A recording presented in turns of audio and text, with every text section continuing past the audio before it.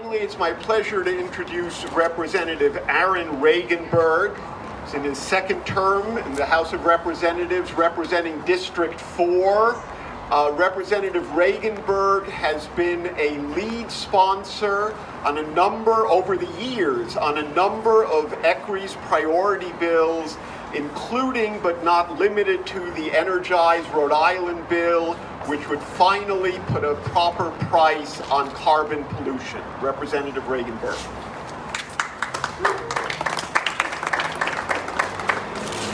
Well, hello.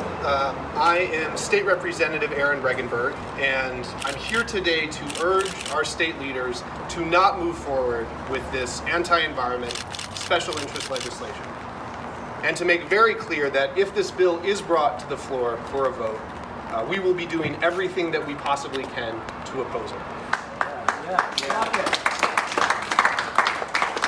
I want to thank my colleagues who are here today, Representative Edith Ajello, Representative Deborah Ruggiero, Representative Jason Knight, Representative Susan Donovan, Representative Teresa Tanzi.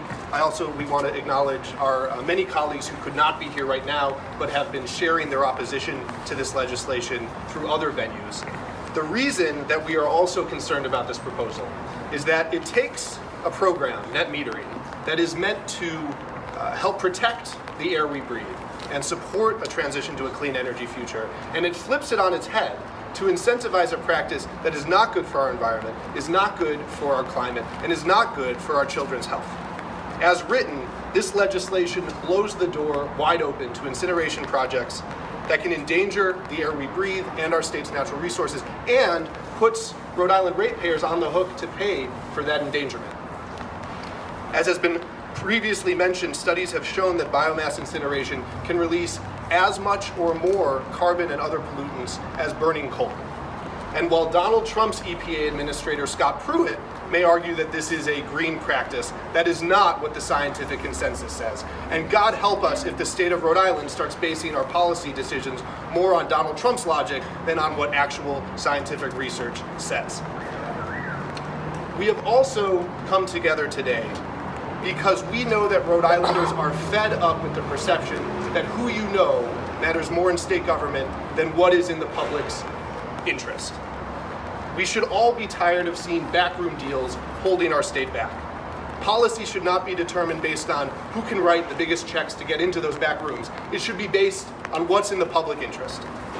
This legislation, we believe, fails that test, and that is why we urge state leaders to reconsider, to hit the pause button, and to move forward with an approach that is good for our environment, that supports our climate, and that puts actual public policy considerations over special interest backroom deals.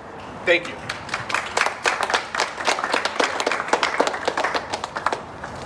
And thank you all very much for joining us today as ECRI speaks with one voice on behalf of the environmental community of Rhode Island to oppose H8020. Thank you for joining us.